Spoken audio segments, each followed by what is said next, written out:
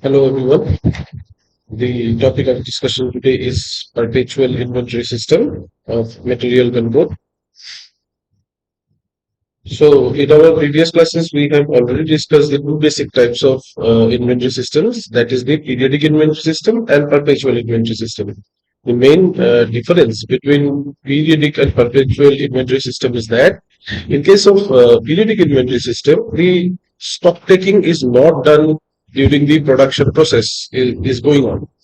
The production activity is halted usually towards the end of the year on an annual basis, and whatever stock is available, the stock taking or assessment of the stock position is done at that period.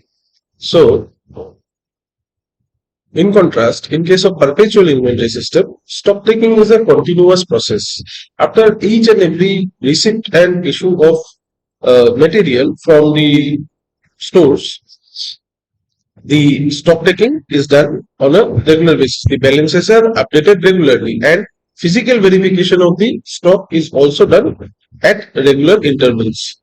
As per the suitability of the unit, it may be done monthly, biannually, as desired by the management of such entity. But the production process goes on usually, and at regular intervals, the stock taking is done. Now, the most essential components of perpetual inventory system are: first is the bin card. Basically, from the photograph, it can be seen that here are two specimens of two general purpose bins. Now, what is a bin? A bin is basically a container for storing of the material, and a bin card is a record showing the details of the materials contained in the bin. After each receipt and issue of materials from the concerned bin, the bin card is updated. A specimen of the bin card is also given in the next slide. See here in the bin card, the date, receipts, issues, and balance and stock verification columns are provided.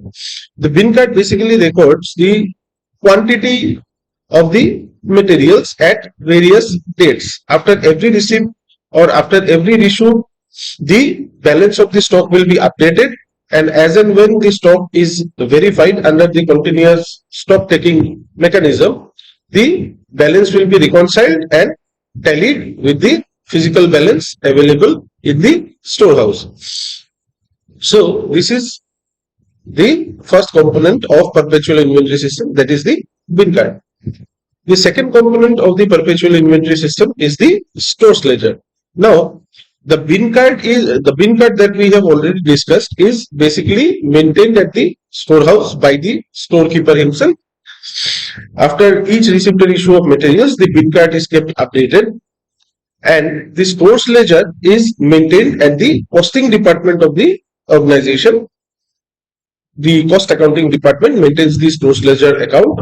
The information that is contained in bin card is the same as the information contained in the stores ledger. That is, as indicated by the columns of the format shown here: receipts, issues, balance, stock verification. The same information is here also, but apart from the quantity of the materials that are being moved, that means the materials that are being received or issued, along with the quantity, the monetary value of the materials are also recorded in the stores ledger. So, this is the second component of the perpetual inventory system. Now, to enumerate the differences between bin card and stores ledger, the basic differences are: bin card records only the quantity of the materials, whereas stores ledger records both the quantity and value for every receipt and issue of material. The bin card is maintained by the storekeeper, whereas the stores ledger is maintained by the cost accounting department of the concern. Again, the entries in the bin card are done after before the transaction. That means before the goods are received, the bin card is updated and goods are kept inside the bin. Similarly, when the goods are issued from the storehouse, the before such materials are taken out from the bin card will be updated and then the materials will be taken out. So before the transaction of issuing the materials from the storehouse to the concerned production department or to the concerned processing unit, the recording will be done in case of bin card. But in case of stores ledger, what happens? The recording is done after the transaction occurs. So these are the basic differences between bin card and stores ledger. Okay. The third component of perpetual inventory system is continuous stock taking, which we have already discussed. The continuous stock taking basically means the regular physical verification of the stock and reconciliation with the records available as per the bin card and stores ledger. And this reconciliation of the bin card and stores ledger also ensures that the records are accurate and tallied with the physically available stocks. Sometimes during this reconciliation process, some irregularities are also observed due to some clerical errors made by the storekeeper or by the accounting department in recording of transactions in the bin card or in the stores ledger. Duplicate entries may be done, some entries may be omitted, some wastage of materials may not be updated. Wastage of materials in the storehouse may not have been updated properly by the stores keeper, and that is why the difference might arise between the physical balance available in the storehouse and the record as per bin card or stores ledger. So when such kind of an irregularity is noticed, appropriate inquiry is done, and the reason for the irregularity is identified, and appropriate corrective action is made through accounting entries. So this continuous stock taking, as the name suggests, is a continuous process. It has no relationship with the concurrence of the production process. The production process will go on, and the stock taking will be done at regular intervals throughout the year. Okay, let us also discuss some advantages of perpetual inventory system over the periodic inventory system. The perpetual inventory system helps in avoiding long and costly work of physical checking of all these stocks at the end of the year. Like in periodic inventory system, what happens at the end of the year, the production process is stopped and each and every item in the storehouse has to be physically verified and reconciliation has to be done. So it becomes a complicated process to carry out the entire physical verification of all the stocks available within a limited period of time. So perpetual inventory system avoids that kind of a problem. The second advantage of perpetual inventory system is it avoids the dislocation of production which arises in case of the periodic stock taking at the end of the year. The production process has no relationship with the stock taking process to be done at regular intervals in case of perpetual inventory system, and as such it does not interrupt the production process. Next is, as the stock figures are readily available all the times in case of perpetual inventory system. Yes, we have already discussed the meaning of perpetual inventory system, which is continuous basis of updating of the store's records, that is the bin card and store's ledger, after each receipt or delivery of material. So as the figures are readily available all the times, the profit and loss account and balance sheet can be easily prepared at interim periods as per the necessity of the management. The perpetual inventory system also acts as a moral check on the part of the stores department staff and compels them to work honestly and to maintain up to date records. Yes, this is also important. When up-to-date records are maintained, various kinds of losses may be avoided. And it also will help in quick reconciliation in case of mismatch of physical records of stock, that means physical quantities of stock, and the records available as per the bin card and stores ledger. The perpetual inventory system also helps in adhering to the various kinds of stock levels. We have already discussed the technique of stock levels in material control: maximum stock level, minimum stock level, reordering quantity, reordering level, right? So the when the inventory system is perpetual, that is when perpetual inventory system is in operation, then the adherence to the various stock levels fixed by the management also becomes feasible and suitable for the unit. Next, let us discuss the various methods of pricing material issues. In case of perpetual inventory system, as we have already discussed, the receiving an issue of materials from the storehouse or from the warehouse goes on a continuous basis.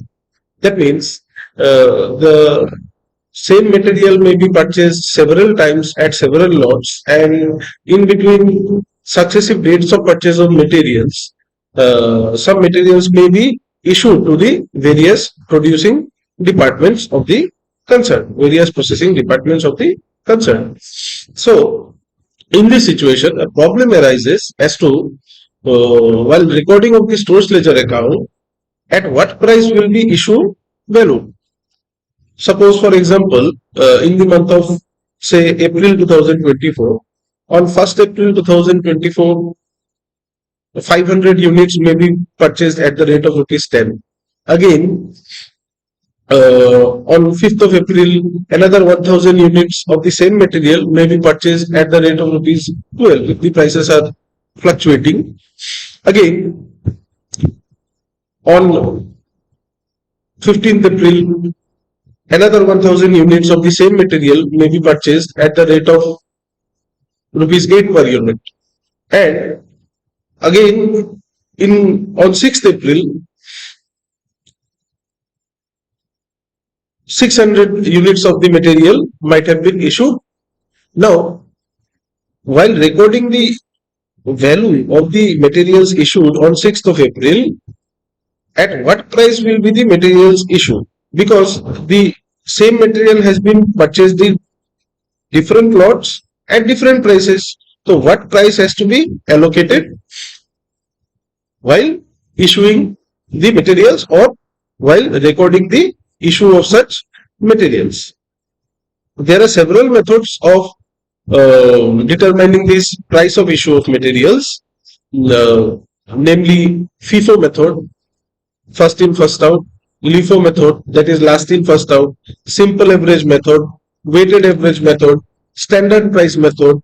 There are various such methods, and as per our syllabus, we will discuss each and every method required. Let us first discuss about the FIFO method, that is first in first out. In case of FIFO method, as the name suggests, the basic assumption is that the price of the material that has been purchased first will be issued first. This is the basic assumption. That means the issue price is determined based on the assumption that the material which is bought first will be issued first. Okay, practically, while issuing the materials from the storehouse, materials may be issued at any lot.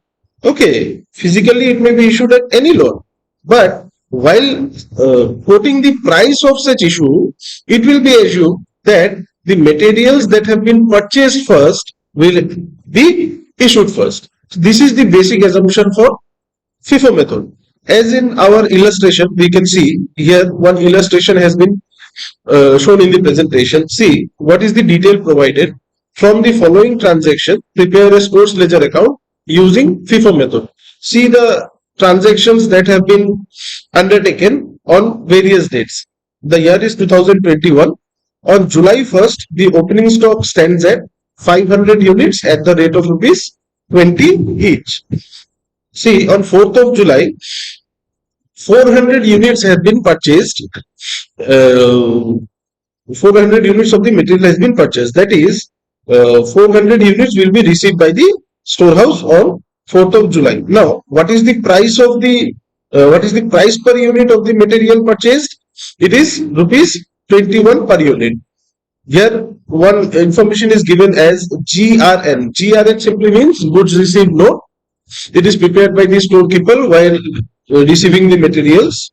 So, this, as per this goods received note on 4th of July, it is shown that 400 units have been purchased or received by the storekeeper at the rate of rupees 21 per unit. Again, on 6th of July, 600 units have been issued.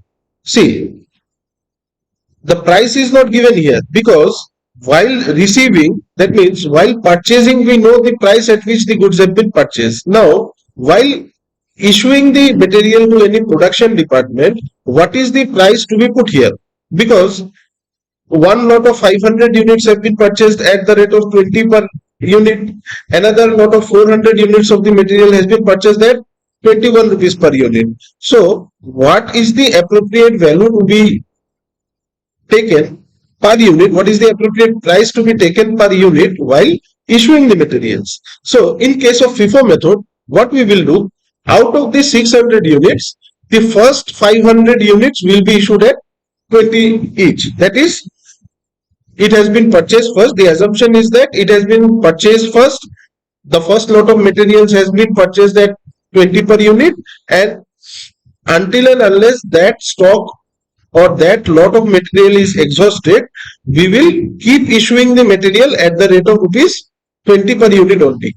Once the lot of 500 units, that is opening stock, is exhausted, then only we will start issuing at the rate of 21 per unit. So, while issuing 600 units, the first 500 units will be valued at rupees 20 per unit, and the next 100 unit will be valued at rupees 21 per unit. SR 251 written here denotes the store's requisition number 251. Store's requisition is the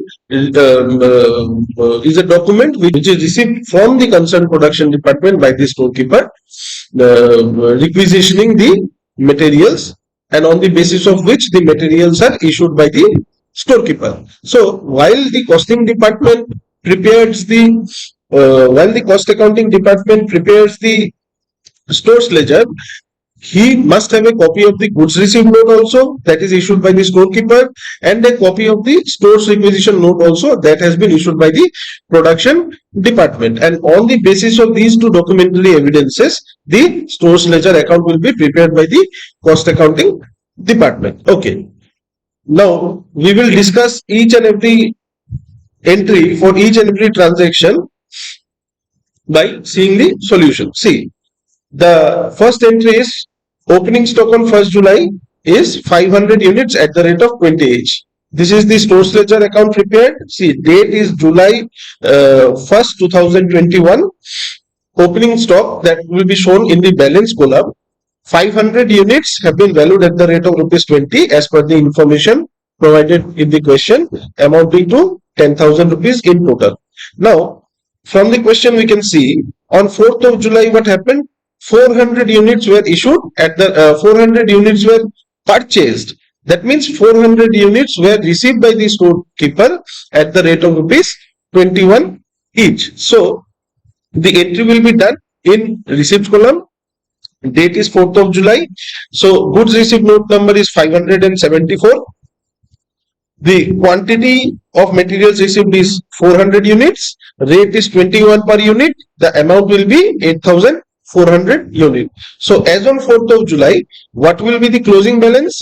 500 units of opening stock at the rate of 20 per unit, that is 10,000 rupees, and another 400 units purchased on 4th July at the rate of 21, that is 8,400 units. The closing stock has to be maintained in this bifurcated way so that when we put the price while issue of materials, it is readily available as what at what price is was the older stock purchased and what is the quantity remaining of the older or earlier stock purchase. So the next transaction is on 6th of July for issue of materials of 600 units. So this will be recorded in the issues column. See, in case of issues column, what happened on 6th of July? 600 units of material will be issued. Now, where from will the 600 units be taken? In case of FIFO method, the assumption is first in, first out. So, what is the earlier lot available? That is the lot of 500 units. So, this entire lot of 500 units is taken. Another additional 100 units will be taken from the fresher lot, that is 400 units at the rate of 21. So 500 units from the older lot at the rate of rupees 20 each and 100 units of rupees 21 each from the newer lot. Together it makes 600 units and the value of issue will be 10,000 and 2,100 respectively. So after this issue is done, on 6th of July, what will be the available closing balance of material? From the earlier balance, the entire lot of 500 units at the rate of rupees 20 has been fully exhausted, and out of the 400 units, 100 units have been issued and 300 units are remaining. So the balance will be 300 units at the rate of rupees 21 each, which was the rate of the fresher issue. The value will be rupees 6,300. The next transaction is on 8th of July, where a purchase of 800 units has been made at the rate of rupees 24 each. We will enter the same in the receipts column of the stores ledger. On 8th of July, by goods receipt note number 578, 800 units were received by the storekeeper at the rate of rupees 24 per each.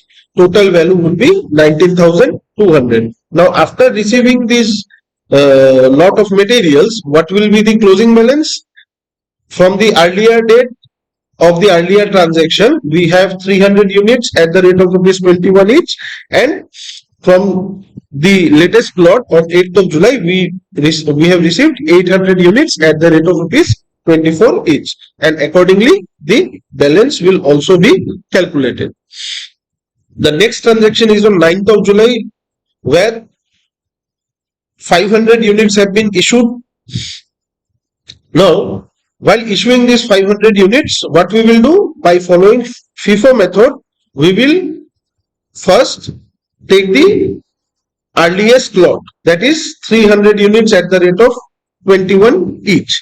So 300 units will be taken in full at the rate of 21 each, and from the remaining lot of 800 units, 200 units will be taken to complete the lot of issue of 500 units. So 200 units will be taken from the fresher lot at the rate of rupees 24. So the issue value of the materials would be for the older lot 6,300 and for the newer lot 4,800. After doing such issue, what will be the position of the closing balance? From the fresher lot of 800 units, 600 units will be remaining at the rate of rupees 24 each, making the value of closing balance to be 14,400. The next transaction is on 13th of July, wherein again 300 units have been issued. So on 13th of July, we will record the issue of 300 units. So from the closing balance of the earlier date, we have that only the material is available at a particular rate, that is rupees 24. So out of that lot of 600 units, 300 units will be issued at the rate of rupees 24, amounting to 7,200, and the position of the balance would be 300 units remaining out of 600 units at the rate of rupees 24, and the value of the balance would be 7,200. The next transaction has been done on 24th July, wherein again goods have been received amounting to 500 units at the rate of rupees 25 each. So on 24th of July, we will enter the purchase in the receipts column. that is 500 units at the rate of 25 units, 12,500 units, and accordingly we will draw the closing balance. From the earlier lot, we have 300 units at the rate of rupees 24 and 500 units will be added at the rate of 25, making it 12,500 plus 7,200 will be the total value of the balance as on 24th July. Another transaction that is available in the problem given is that on 28th of July, another 400 units have been issued. So on 28th of July, we will record the issue of 400 units in the issue column, wherein 300 lots, 300 units will be issued from the older lot.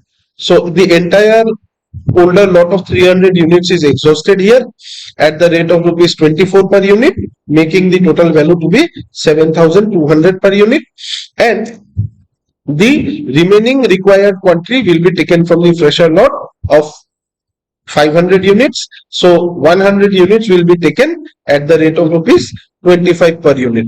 So the remaining closing balance as on date would be 400 units at the latest purchase price, that is 25 rupees per unit, making the total value of the closing stock to be 10,000. So below the valuation of the closing stock is shown. The closing stock is 400 units at the rate of rupees 25, that is 10,000. So this is how we prepare a stores ledger account by following FIFO method. So in our next class, we will discuss about the other methods of pricing material issues and the suitability, that means relative advantages and disadvantages of using different methods of pricing material issues. Thank you.